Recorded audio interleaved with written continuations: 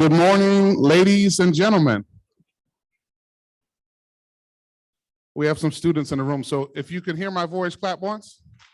If you can hear my voice, clap twice. If you can hear my voice, clap 3 times. Okay, I wish that worked in other places other than school. My name is Tito Jackson, and I am proud to be a member of the Global Citizen Circle, an organization that I joined when I was 19 years old. All of my hair was black. My suit size was 12 size smaller. And my knees felt much better than this morning. But I am happy to be here today at this historic event during this historic week, which begins, and this is the inaugural event of the King Ideas Festival. Let's give it up for that, ladies and gentlemen.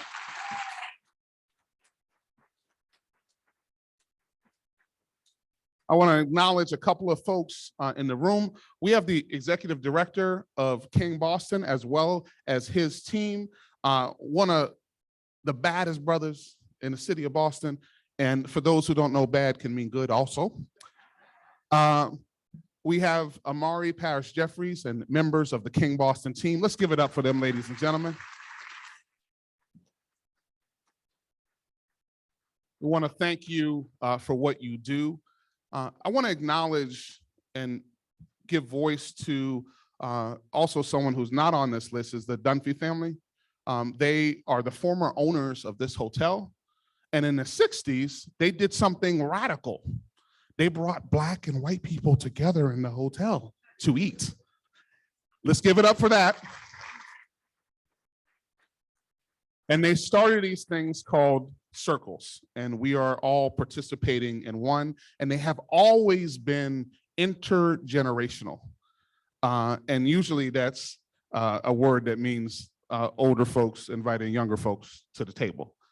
But oftentimes didn't mean young people getting to speak and to set the table and to have the voice that they deserve. But you know what? That's not how it's happening today. We have an amazing, amazing young woman who is going to bless us with her knowledge. And we all know that we are in interesting times, and we all know that no one's coming to save us but us. All of the leaders, all of the doers, all of the folks who are going to save us, all of the heroes and sheroes are in this room right now. Y'all take out your capes and continue to make things happen. I want to thank the individuals who some folks gave their time. We want to appreciate those folks. We're going to appreciate the talent, but we also had to pay some bills. So we want to appreciate those folks who gave their treasure. Ernst & Young is one of our sponsors. Let's give it up for them. Related Beal is also one of our sponsors. King Boston is also one of our sponsors. Riverstone, John and Josie Marston, Jerry Asher, Craig Shepard, Alice and Nick Bentley, and also Cameron Zahedi from Urbanica. Before I introduce an amazing sister who's going to come up right after me, I want us to all remember that we are one. And if you could repeat after me, I am one, but I am one. I cannot do everything, but I can do something. And what I can do, I ought to do. And what I ought to do, I will do. Now take your right hand and go back and give yourselves a pat on the back. Next up, we have a sister who has led in some of the most difficult times in the city of Boston. I don't care what folk like to write about this sister. You may write her down in history with your bitter, twisted lies. You may trod her in the very dirt, but still, Brenda Casilius, the sister who led us through COVID, the sister who opened the doors of opportunity in our test schools for too long that didn't look like our children, the sister who got a bus contract done, the sister who was leaving this district better than she found it. This is our superintendent, someone who has led in some of the most difficult times. And you know what? When you root against her, you're rooting against 100% of the future. So I root for her, I pray for her, and I uplift her every day. Let's give it up for Brenda Casilius, ladies and gentlemen.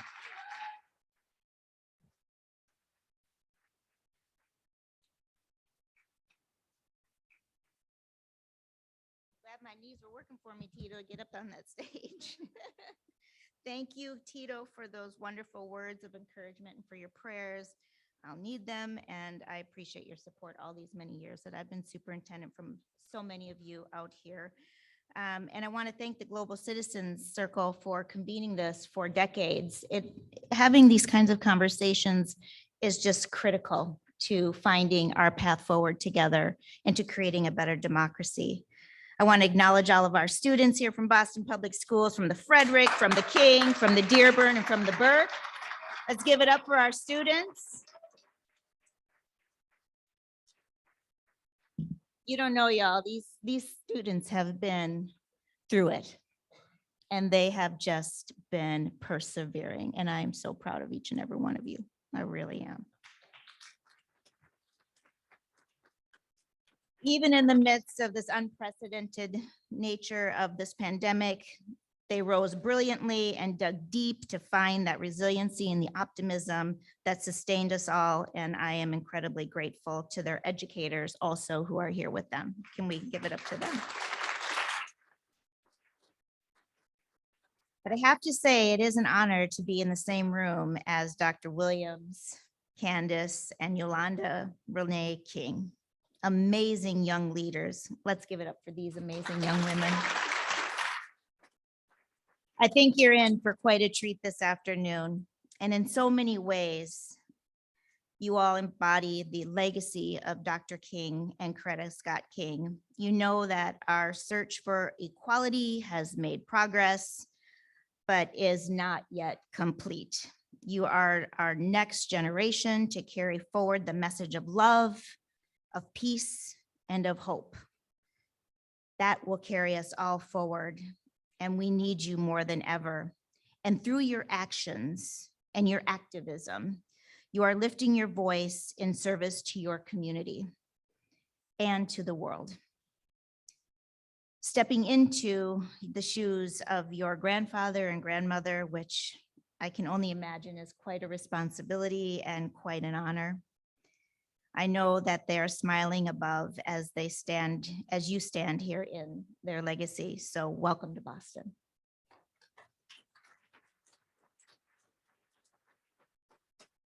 Dr. King once said, "We shall overcome because the arc of the moral universe is long and it bends toward justice."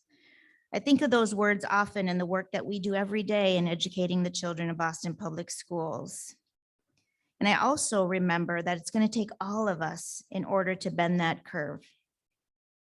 It's going to take all of us stepping forward and living into our own purpose in order to make a better world for all of us. It was Senator Wellstone, late Senator Wellstone, who said, "We all do better when we all do better." And I try to live into that every single day. So we turn to the young people here with us today. And so it happens that they are the ones who are going to lead us into our futures.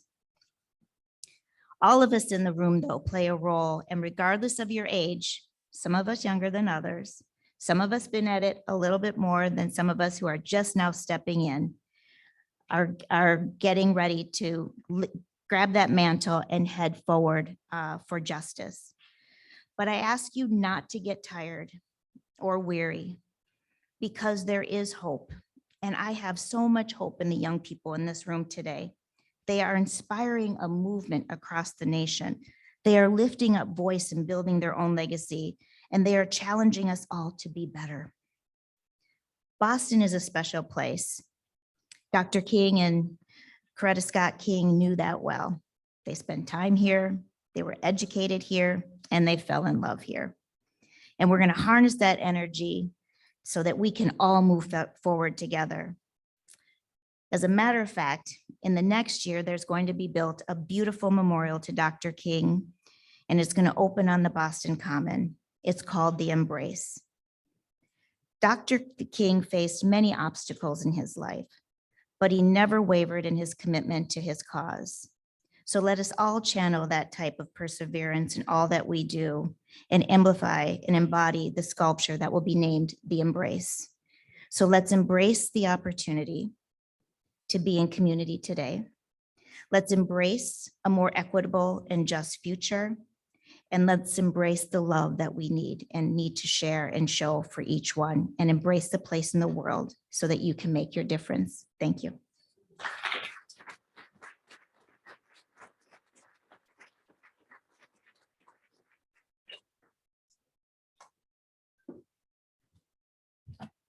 Good morning, everyone. I promise I'm going to make this short because you didn't come here to listen to me. We came here to listen to the conversation that's going to happen and to participate in it as well. But I want to introduce myself. I'm Theo Spanos-Dunphy, and I am the President and Executive Director of Global Citizen Circle. And welcome everybody here. I want to welcome those who are joining us. There's people from all over the world, you may not know, who are joining us on our live stream. So welcome out in different parts of the world at different times of the day. Thank you for joining us, and thank you all for joining us here today. We are so thrilled to be back at the Omni Parker House. This is where the circle really started in 1974, almost 50 years ago. And I'm even more thrilled that Yolanda Renee King can be here and to speak in a place where her mother, or where her grandmother, Coretta Scott King, spoke with the circle, with circle audiences here in this very place. And so we're really delighted to have you here, and welcome. And last, I just want to briefly introduce our moderator, Shanita Williams. Shanita is a colleague of mine with Southern New Hampshire University, where Global Citizen Circle has its home. And most importantly, you can read about her, all her, her accolades and the things that she does in the bio. But what I want to say most importantly is that Shanita is the mother of 3 young up and coming leaders. And we really appreciate her making the trip here to do this for us, and welcome. And I'm going to turn things over to Shanita to get the conversation started. Thank you. Awesome. Good morning, everyone. What an honor it is to be here today to amplify the voice of our young people. Let's give it up for our young people.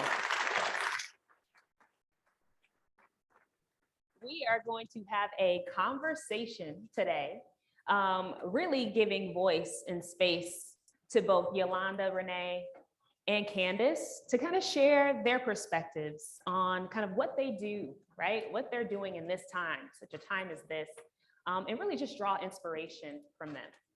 So the first question, though, I want to ask them is just to kind of get to know each other in the room.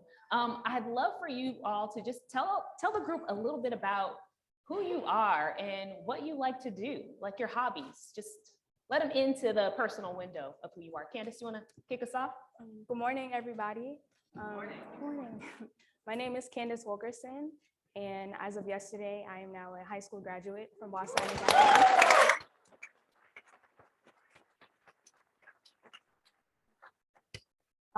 And this summer, I will be a staff member at Camp Harborview working with kids. And then in the fall, I will be attending UMass Boston, studying. And I will be studying political science and maybe education. I'm still in the middle. Just hobbies, I'm 18 years old, so, I like to hang out with my friends, hang out with my mom who's in the audience, or my dad watching the Celtics game. Occasionally I read, I love music, and just having fun as a 18-year-old teenager. That is awesome.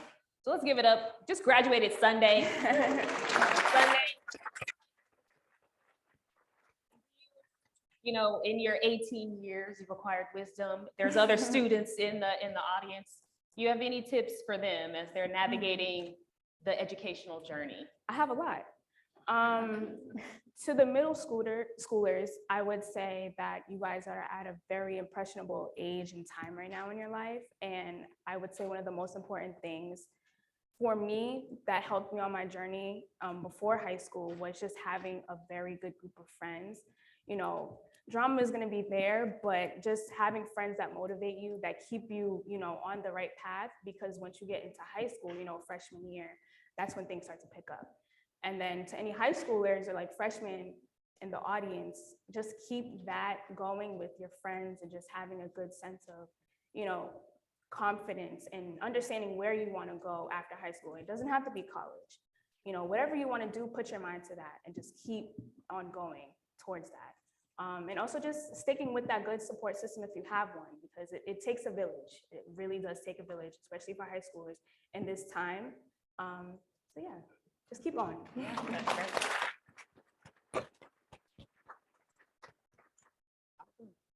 Yolanda.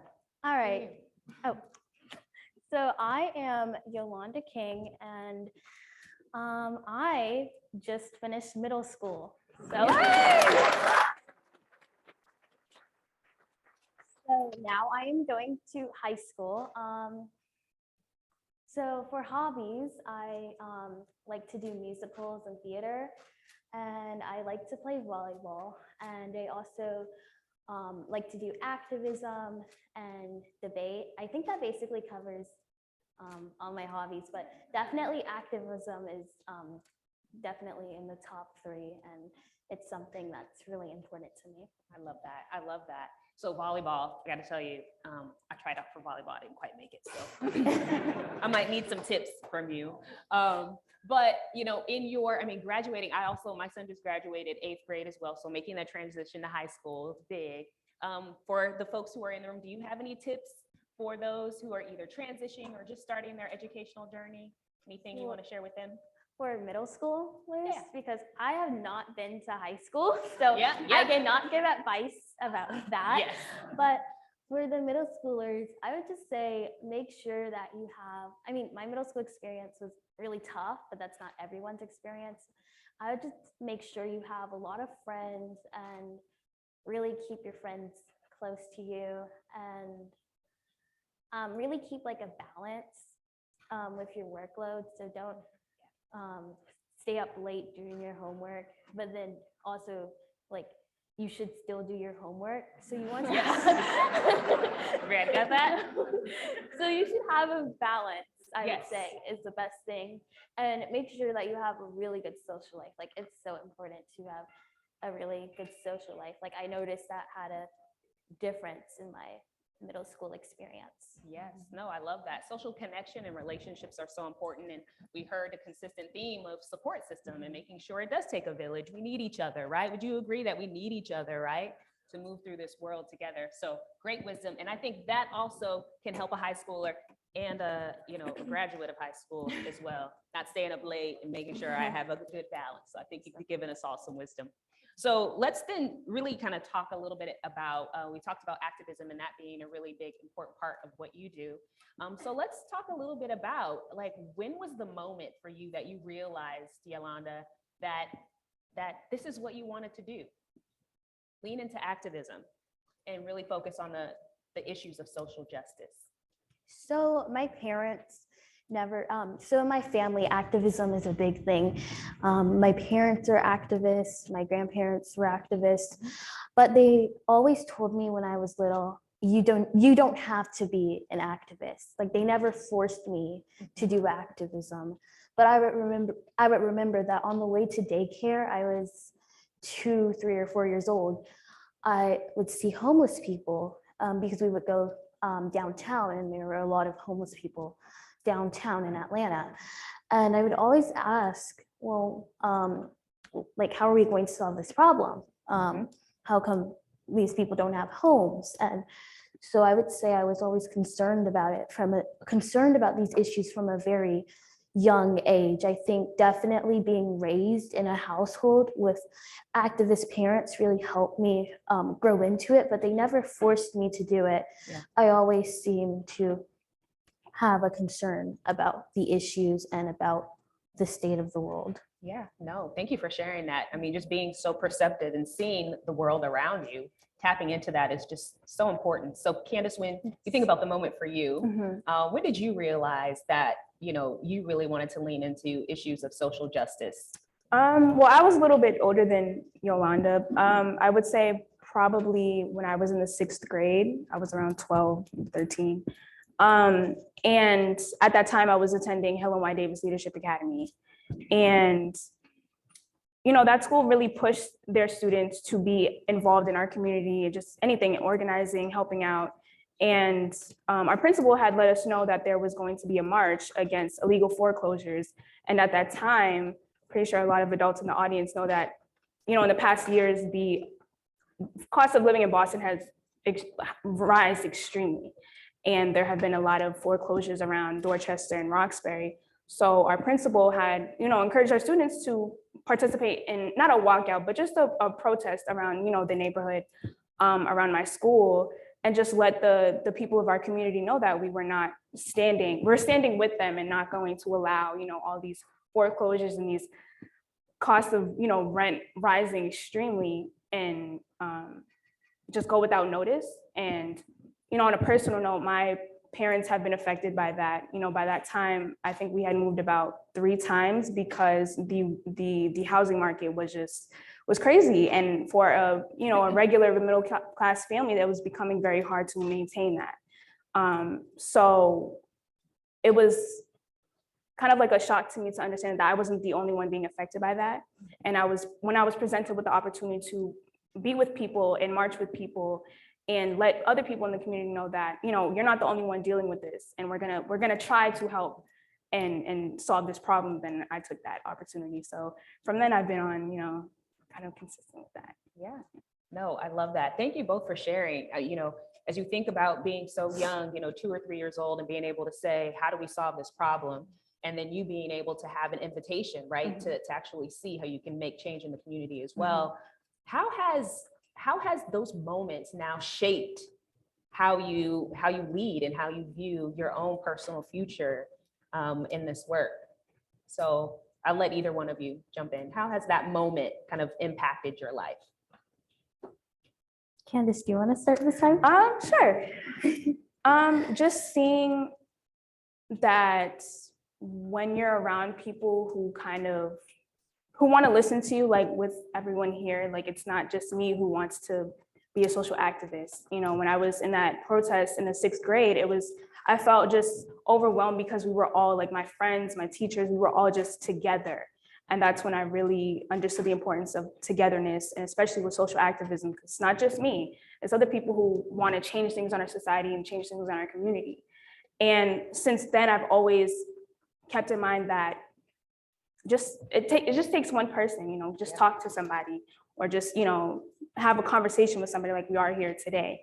And that has really helped me just stay grounded, and just when my parents or my family or my friends or just anybody who wants to hear what I have to say about anything. Love that. It takes one. Everybody say one.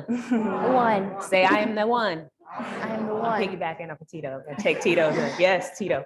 Yeah, right. Takes one.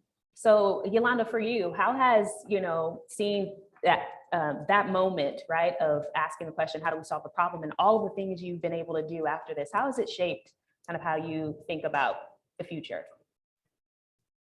Well, it's caused me to really think about the type of world that we want to have. And it really causes me to reflect a lot. And I would say throughout activism, and I've seen this happen to other activists, this happens to myself, your ideas or your strategies sort of evolve. So when I was, I would say there were a few stages for me when I was 2, 3, or 4 years old. I knew that my parents were doing work to make the world better, but I didn't really know what an activist was. So I didn't really know a lot about the strategies or ways I was actually going to solve that problem. I just knew I had a concern about that problem, and I would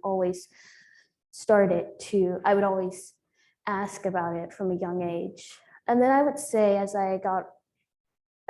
when I was around 7,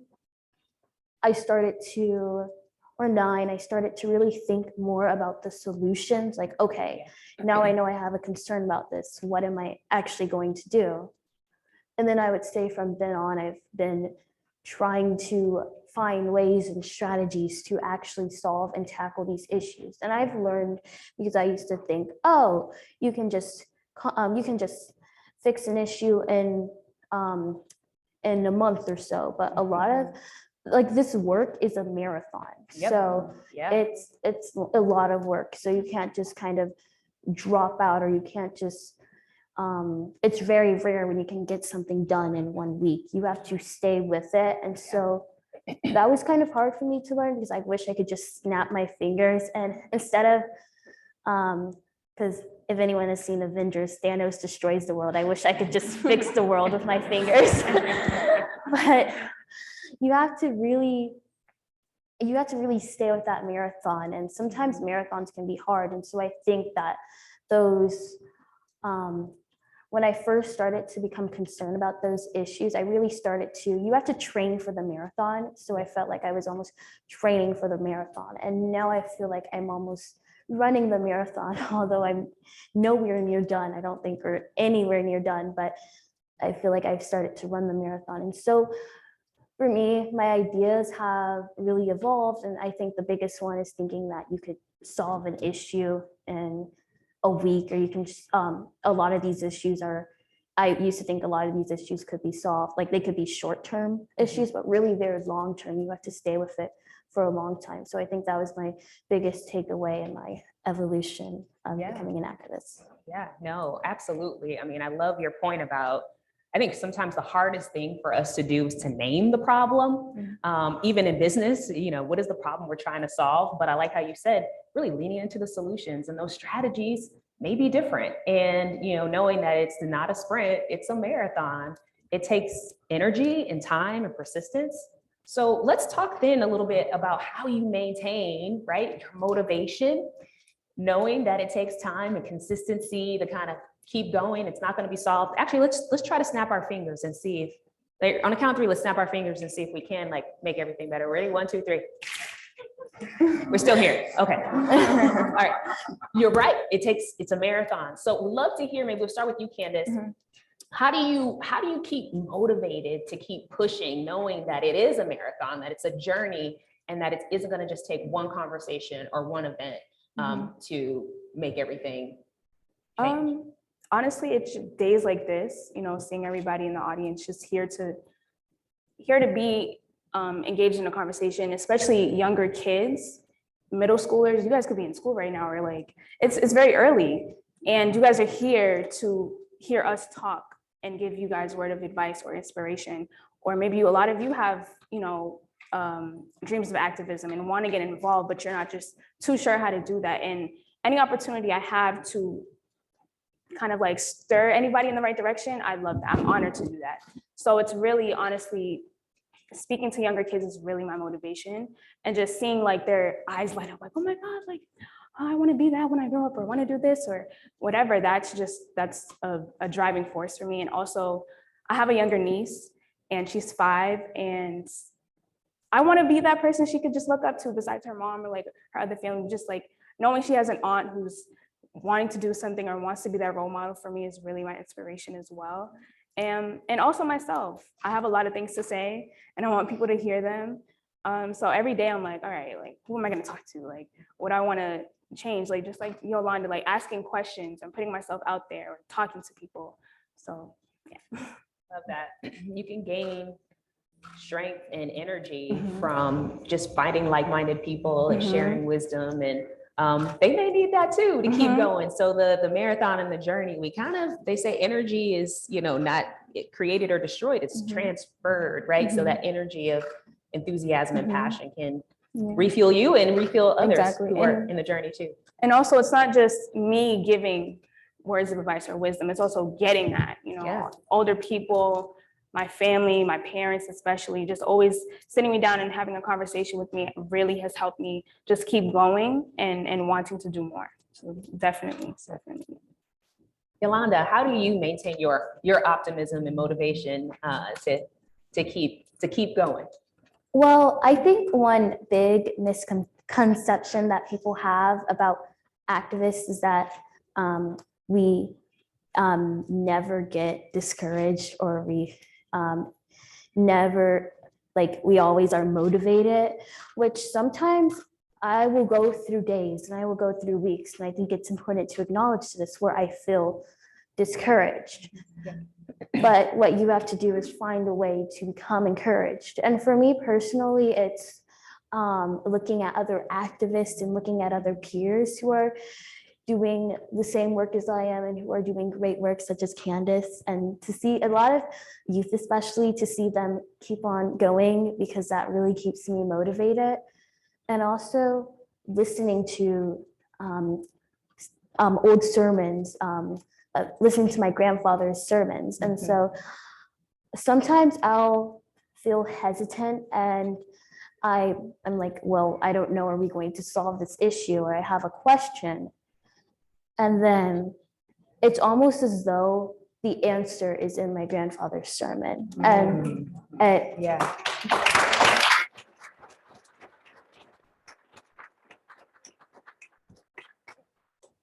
it helps me keep on continuing to do the work that I do, because sometimes, like some days and sometimes hearing other people say, oh, this isn't going to get done, it really sometimes it gets into your head and you're like, well, maybe it won't get done.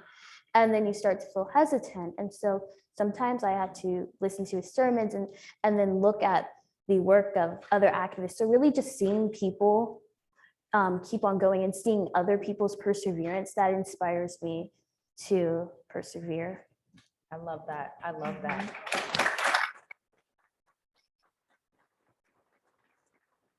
Yeah, I think you hit on something that's really important, I think, for us to all really sit in too, is that every day isn't roses and perfect, and everyone isn't, I think about that song. You guys, it's going to get in your head if I say it. You want me to say the song? Yeah. It's going to be in your head. Everything is awesome. And then, the little Lego movie, right? Now it's in your head. And sometimes we approach the world like this, like everything is perfect. And we feel like we got to put on and act as though, and almost ignore the fact that some days we have tough days, right? Would you agree? How many of you have had a tough day? It's okay. But naming our feelings, naming how we're feeling, and working through that, I think is important, instead of shifting them to the side, but acknowledging that we're all human beings and we have the human experience, I think is important. And you've actually kind of led me into my next question, Yolanda. We were going to talk a little bit about who inspires you. You were talking a little bit already about where you draw your inspiration, and how do you, who inspires you, and as you try to continue in your activism. So I'll give you some more time and space to talk a little bit about those who inspire you in your life. I would say the people that inspire me in my life are definitely the activists in my life. So my grandparents, my parents, seeing other peers who are activists inspires me. And that's where I get my fuel from, as I stated in the last question. And so I think that all of them really inspire me. And also I would say the women in my life. I mean, one of them, my mom, my mom's mom, who I was close to, she passed when I was in 6th grade, but she was also an inspiration, and she was an activist as well. So I would say all the activists, all the fighters, all the people who persevered, they really inspired me, because I really admire people who have perseverance, and I admire hard workers and people who have a lot of discipline.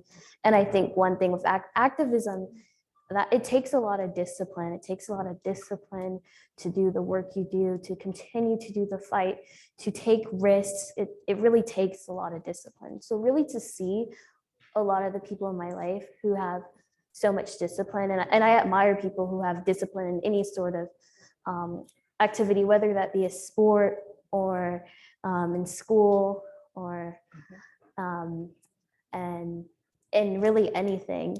So I would say the adults in my life, I would say, and also the kids and peers in my life as well are people who I am inspired by. Thank you. What about you, Khandace, as you think about who inspires you to continue your activism? I think, well, one of my earliest inspirations has always been my parents. Since I was like this tall, my parents always took me with them to a voting booth whenever it was like a presidential election or just a local election in Boston.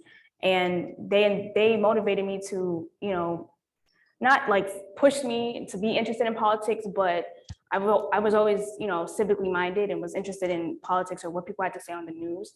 And especially my mom, she would push me like, if you have something to say it. Don't be timid or don't let your age, you know, limit you from speaking out of what you believe in and what you want to say. And similar to Yolanda, definitely the women in my life, especially my grandmother. Similar to my mom, she just always said, if you have something on your mind, especially as a young Black woman in this society, say it. Don't be scared, put yourself out there. And definitely younger kids, you know, at my school, we, my class, we created a mentorship program for seniors and 7th graders who were coming into our school because we wanted to connect with them. And just talking to 7th graders every day or seeing them in the hallway or hearing them yell my name, that was just always like the highlight of my day because I felt that I was leaving my mark on at least somebody, and somebody was, you know, appreciating me just, you know, giving them advice or just even talking to them. And even the 7th graders inspire me to do more because they're the ones who are coming up after me. You know, when I'm, you know, older, they're going to be young and doing their own thing. So that's what always will continue to inspire me. I love that. I love that. I think you both illustrated how important it is. Like, we need each other. Again, you know, you draw inspiration from watching one another. And they're also watching you. There's a symbiotic relationship we have in the world. Like, we need each other. So as we transition now, talk a little bit about, we know that there has been an increase in gun violence, and we've seen it in our schools. I would love to hear you all kind of share your perspective on how do we make our schools safer? What comes to mind for you on things we should be thinking about to make sure our schools are safer? Do you want me to go? Okay. Well, I think that first off, I think that it is utterly ridiculous that someone, that an 18-year-old can go and get a weapon, these weapons that are really weapons that the military use. It's not really, I don't understand why really anyone would need a military weapon. And so first off, I think we need to pass legislation because that would save lives.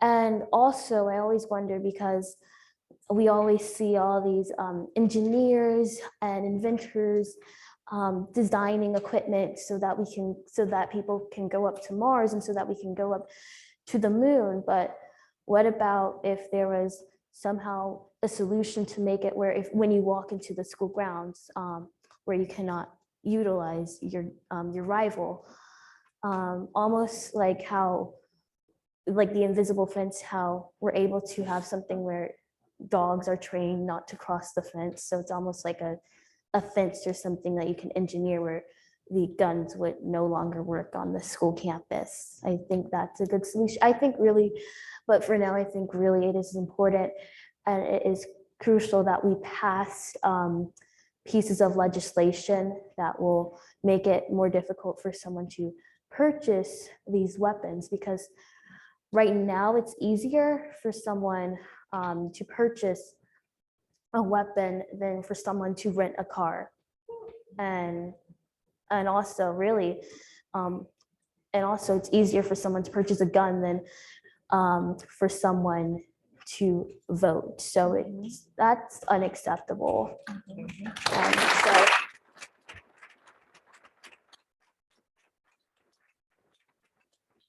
So we need to make sure, and I think that's why on Saturday, I was in Washington for another March for Our Lives rally. And so we were really trying to demand that Congress pass certain pieces of legislation that will make it harder for someone to purchase a weapon and go into a school and shoot children, because kids, like, we shouldn't have to be scared, and really no one should have to be scared to go anywhere and have anxiety because someone could just go and cause, like, I think that is utterly ridiculous. And so we need to make sure that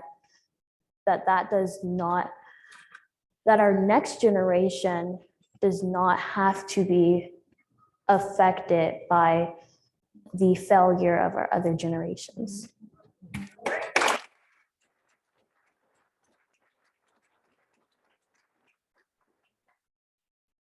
Khandace, what are your thoughts?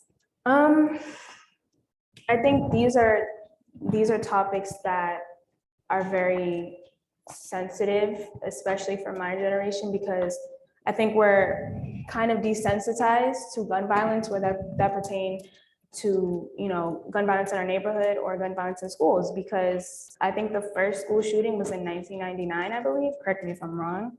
And it's 2022 and we're still having mass shootings in school. And of course we want to make our schools safer, but we also don't want to make kids feel like they're in jail. Like, we don't want to have metal detectors in front of the doors and have police dogs near our steps and have security guards in the hallways. Like, we don't want to feel in jail when we're in school. So that question is, it's like, okay, yeah, we want to do this, but what is the aftermath of that? And it's definitely, we need to pass legislation.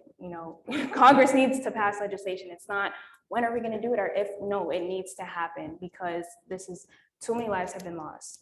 Kids' lives have been lost in school, and it's affecting people. It's not just affecting the victims and their families, but it's affecting people's everyday lives. Sometimes I would be in class and, like, someone can literally pull out a gun, and not to be morbid, but I could be a victim of mass shooting at any given moment, because people like my age group, 18 years old and even younger, have access to guns when they shouldn't.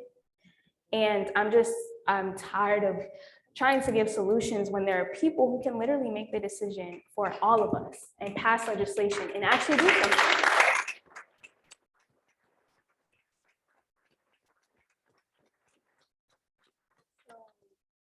And it's that question was also asked by one of my teachers a couple weeks ago before our classes ended.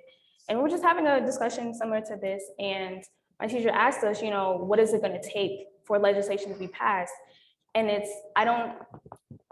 I think once, Congress or senators understand that it could be one of their kids, who are victims of gun violence. And once that happens, I think unfortunately, it might take that, but I don't think they understand the gravity and the severity that this has caused a lot of Americans and abroad. So it needs to happen. I don't know when, but it needs to happen.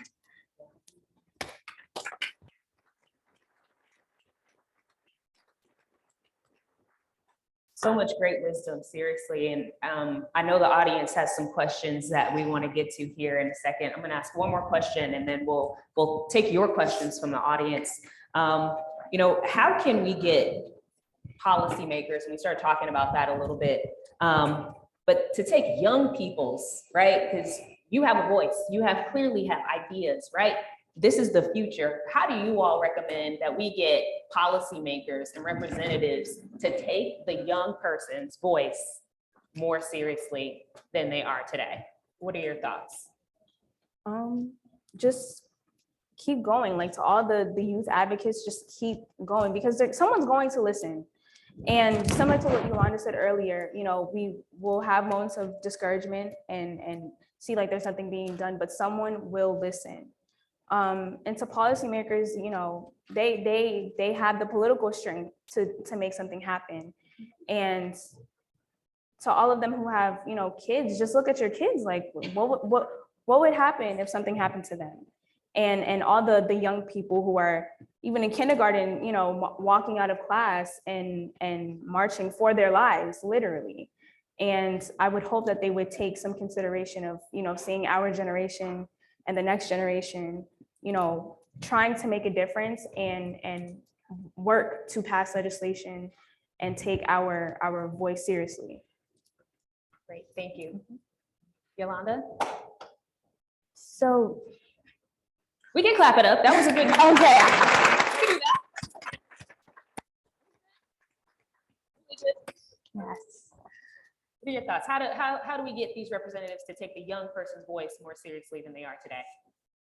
I think that we need to make sure, like, we need to keep on going to the rallies, keep on marching. And this is not, as everyone has been saying on this panel, that this is not a sprint. This is going to be a marathon. So you really have to stay with it. And so it's not going to get this legislation, passing legislation may not get done in 2 marches or 2 rallies. It's going to take a number of them to really make Congress see how committed we are, because we need to meet with them. So really talking to our leaders, and really, I think, making sure that you have meetings and writing to them. And also, I think a big thing is also voting. We need to make sure that we vote so that we elect politicians who will listen to the youth. And so I think that if you are 18 or older, you have to vote. You have to vote and so that we get these politicians, because as Khandace said, there are people out there who do want to listen to youth, and there are people in Congress who want to listen to youth. We just do not have enough of them.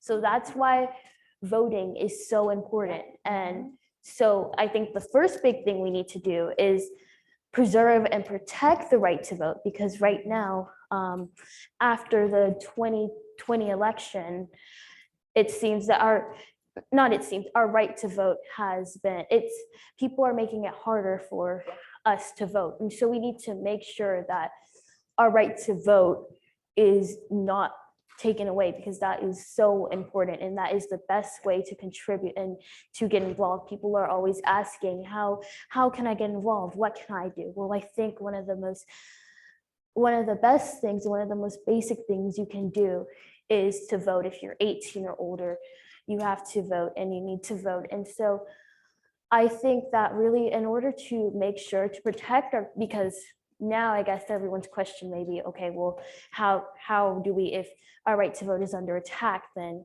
how do we make it easier for us to vote instead of making it harder for us to vote? And so I think that's why you have to go to these marches. You have to keep on marching, and we have to keep on talking to our leaders, and eventually something will happen, and eventually something will get done. And I know that this works because one example is when my grandmother was trying to make the King holiday, my grandfather's birthday, a holiday. It took her 10 years to make it a holiday. When Reagan first went into office, he said he would never sign a bill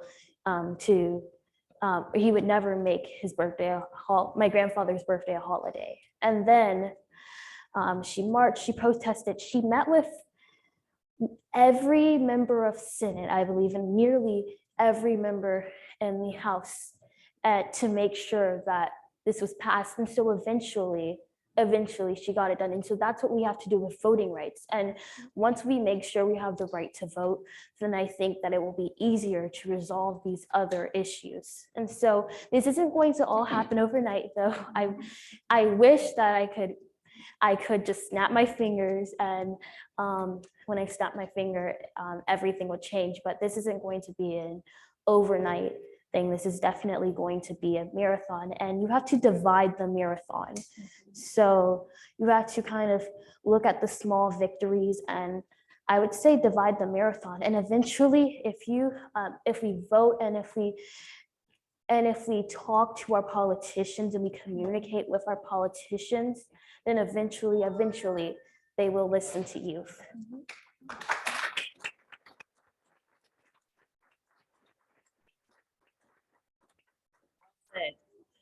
Did anybody take notes today?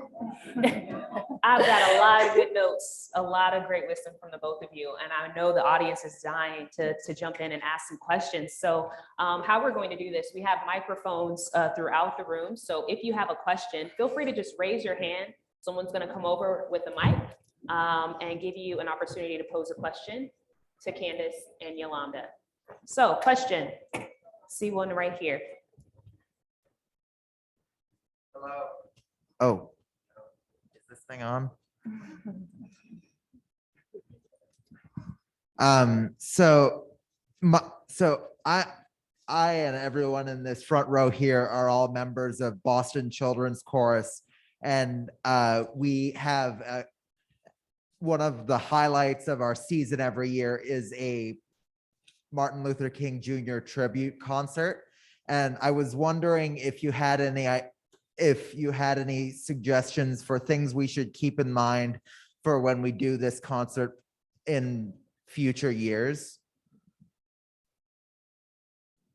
Okay, so the purpose of the concert is to pay tribute to Martin Luther King Jr. Yes. So I think that,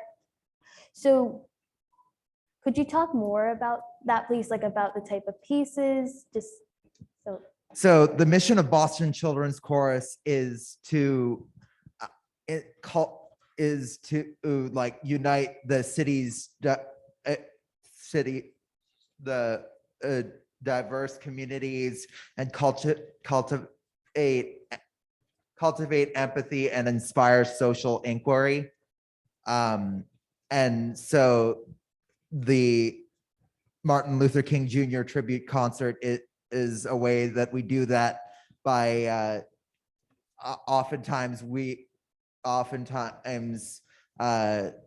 excerpts from his speeches will be read, or we'll sing protest songs like this past the most recent time we did it, we sang "We Shall Overcome" and a number of other great protest songs. And yeah. So I think that your message is, I think it's really great. I think your message is really great. And so I think one of the best ways is, one of the biggest parts of the civil rights movement was music. Music was a big part of the movement. And so I think that using your platform as a chorus, to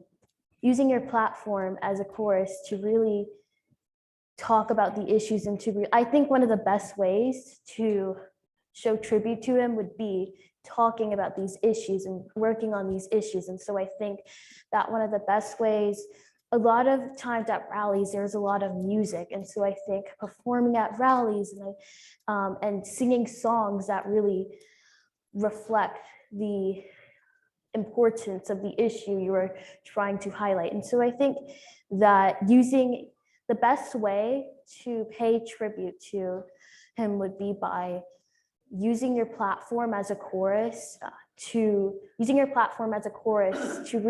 work on these issues, and music is a big part of that. So I think that that's great that you are already paying tribute. So I would say keep up the work and keep on performing and keep everything up. And yeah.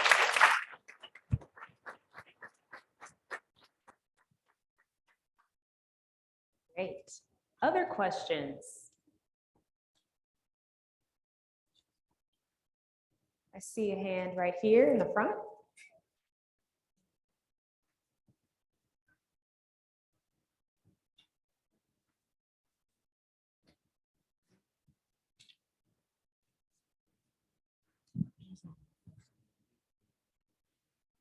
Oh, my name is Tad and I go to the Frederick Pilot.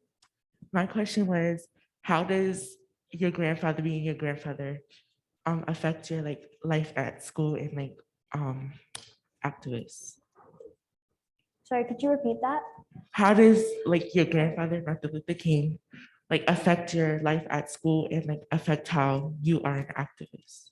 Oh, well, I would say that it is a lot. Sometimes I feel like there's a lot of pressure, and sometimes a lot of classmates. I mean, I've had comments from classmates if I don't do something they don't like, or I wasn't on their side, they will comment and say, they would comment, and this is when I was in elementary school, they would be like, your grandfather would be very disappointed in you right now.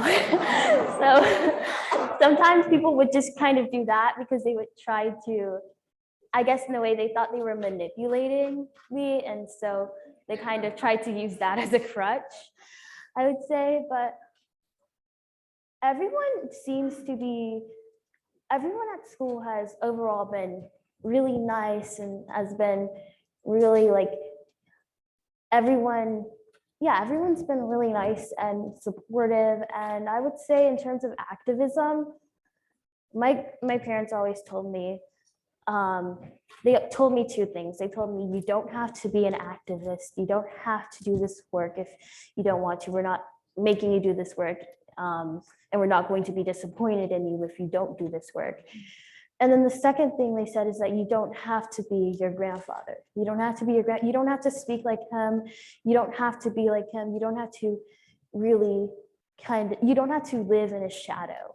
And so I think having that space, sometimes I definitely feel the pressure since his legacy is so huge that you feel pressure. But I think with the support and with the having parents who really didn't force me to do anything and didn't force me to be like him, that really helped me. That really helped me and shaped me to become. That really helped me become a better activist, because I feel like I can be me, and I feel like I can be free, which is a really good feeling. And so I think that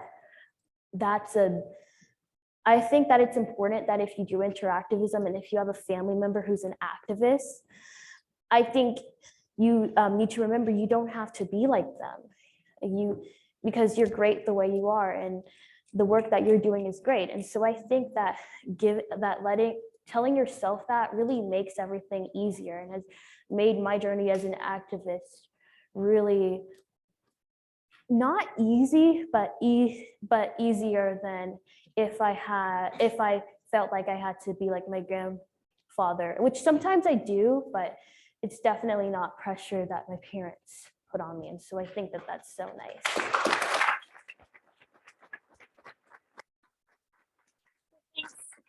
Dad, who's right there.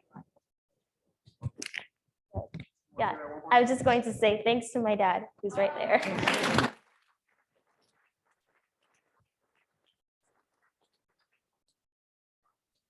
Other questions? And we'll just have you say your name, where you're from. You see lots of hands. Hello, my name is Yaseline and I'm from Boston.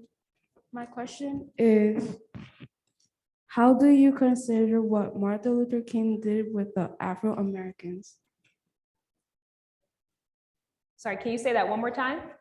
My question is, how do you consider what Martin Luther King did with the Afro-Americans?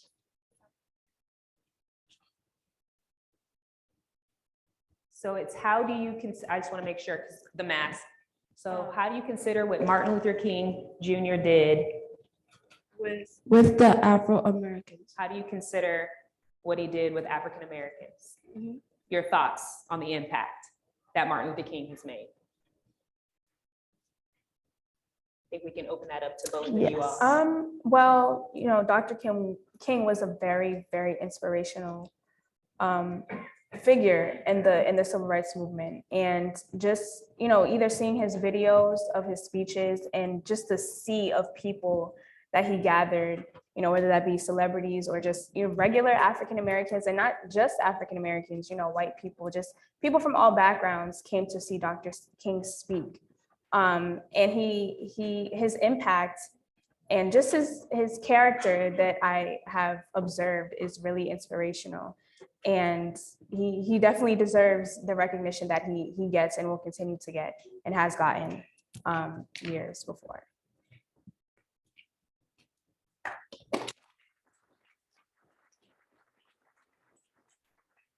So I think, goodness, how are we doing on time? We'll take one more question. This is so good. We'll take one more question because I think we have the choir who gets to sing. So I know we want to have a little bit of music. So we'll do one more. I don't know where we're going. Can you put your hands up? Oh. Oh, wait. We have a mic in the hand over here. Okay. Last question. All right, my name is Shami Mitchell. I'm a related Bill. Okay, I'm with Shami Mitchell, related Bill. It's for Khandace. I have a question for you. So now that you graduated, what is your goal plan to stay on top on this marathon run for this activism? I know it can get a little hard because life hits you. So what's your goal plan to stay focused? Well, considering that I'm going to UMass Boston, that school does an excellent job with keeping their students engaged in their community. And it's very local, so I'll be in the city. So anything that I see, like even on campus, if I see something wrong, I'm gonna speak up about it. And I love that I'll be in Boston, and Boston always has a chance for you to be organized, and like today, and just keep my head straight on, you know, the goal and changing things in my community, big or small. I like that question. Thank you for that question.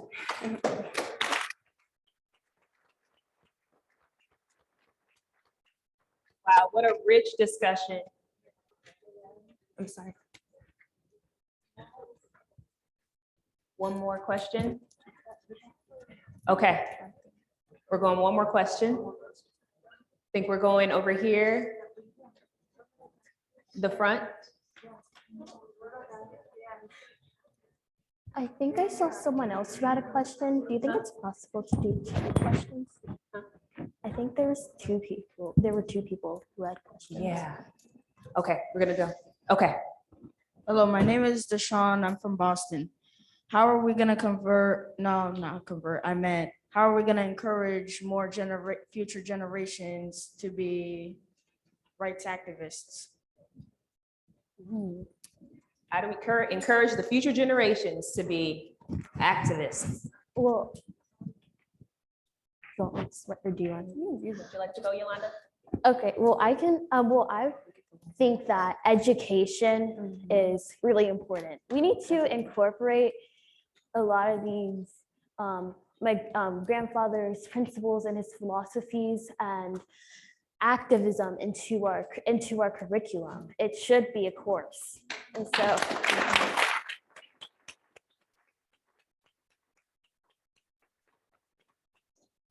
Build it into the system. yes, Love it. and so I think that when we do that, kids will feel motivated and inspired to be an activist. You know, it's almost like as though if kind of how we are programmed when we see all these movies, and there are a lot of violent movies. Well, then I believe you can do the same thing, but you could reverse it. So I think that we can put this into our education system, and even just having kids exposed to this at a young age. I think a big reason why I became an activist was because even though my parents never told me never forced me, that's the word I'm looking for, forced me to become an activist, I feel like that by being exposed to it, that inspired me to become an activist. So I think really exposure is really important to help kids become activists. And to the movie, to what I was saying about the movies, I think if you had people exposed, just almost like how Khandace was talking about how many kids are exposed to violence because we see it in media, and then we also sometimes we see it in the news and in our and sometimes in our we see it, and so we are so exposed to it. What if we did that with activism and with these issues and trying to find a solution to these issues? If kids were exposed to that, then they would want to make change, and they would want to be activists. And so I think that education is really important, and not just education in schools. I think educating people outside of school is important. So making more films and having media cover more activist issues, and having conferences and talks like this one, because it is so important. And so I think just making sure that kids are, and not just teenagers, young kids is as early as 5. I think it's really important that we make sure that everyone is exposed to activism, and it is something that is coded into our society, as you stated. I love that.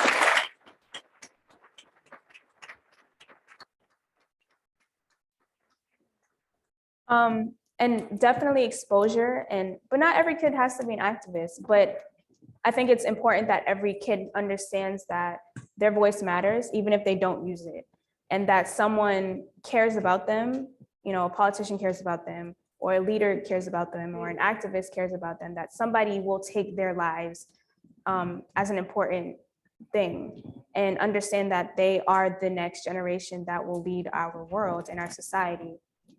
So just understanding that they have power in their voice, even if they don't use it, their thoughts matter, their ideas matter, and that they can change the world if they want to.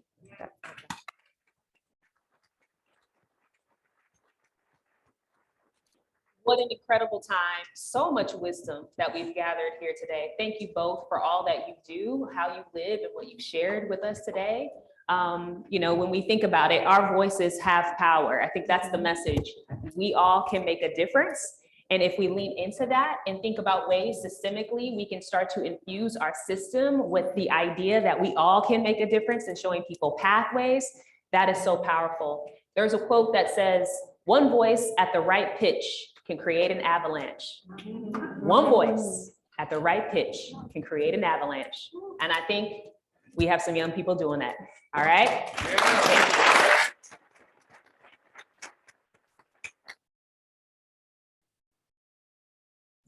Thank you, Shanita, Khandace, Yolanda, Renee. Wonderful. This has given us all so much to think about. Thank you. I would like to invite the 3 of you to go down in the front, because we're in for a treat. We're going to hear some music from the Boston Children's Chorus, and and they will be coming right up to sing to us. And I want to just mention the founder of the Boston Children's Chorus, Hubie Jones. Hubie,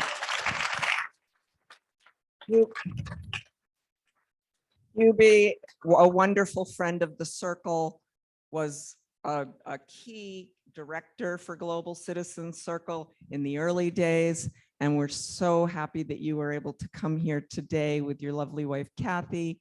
And it's a thrill for us to be able to have the chorus that you founded with your great dream of bringing voices together from across Boston to create beautiful music and inspire this new generation to lead. So thank you, everyone, and enjoy.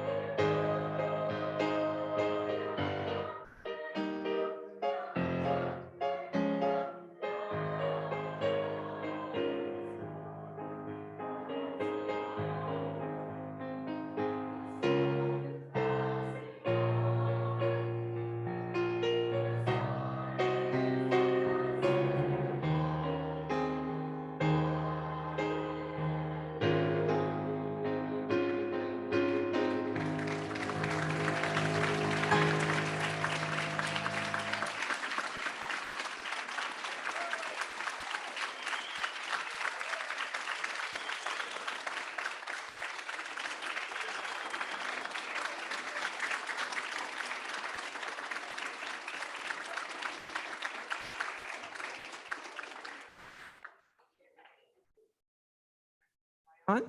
Come on. Thank you, thank you, thank you. That was beautiful. Hope we all feel as inspired as I do. And I'd like to, again, thank you all for being here. And please feel free to take an extra program, an extra bookmark, whatever you like on your way out. And I know that many of you have to get on buses and go back to school just for another day, right? And then you're off for the summer. So thank you everybody for coming. I just want to also thank all of the volunteers who helped to make this possible.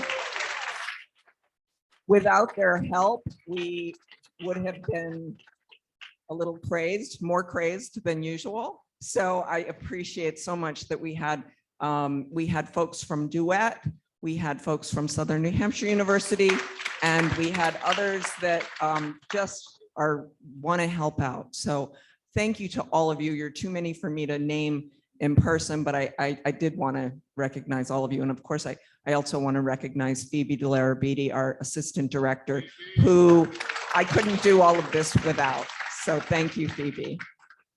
All right, everyone, you can leave and feel class is dismissed, and go onward with optimism and in solidarity. Thank you.